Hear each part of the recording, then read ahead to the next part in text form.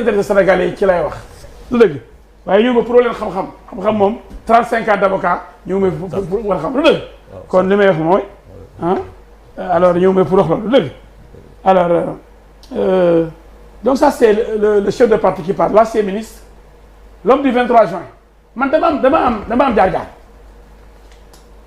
donc bu ma gisee ko bëgg a taal suñu réew man en tant que acteur man du ma acteur boo xam dama décréter ne man patriote la man dama wane sama patriotisme bi ci ay moment yu méttee ba ñu ma woowee l'homme du 23 juin kum neex ak kum naqari man dama am tur boobu bis boo xam ne maa ko moom c'est vrai que ñëpp ci nekkoon y avait Y'en a marre qui a joué un rôle déterminant y avait les Alioune Tine y avait les Moustapha Niasse les Tanor Dieng mais kenn ci ñoom du woon député ka jëloon combat bi jiite ko ne ama quelque député bu bëriwul mais le leader ci biir El Hadj Diouf la woon ba mu génne nañ ko tungoom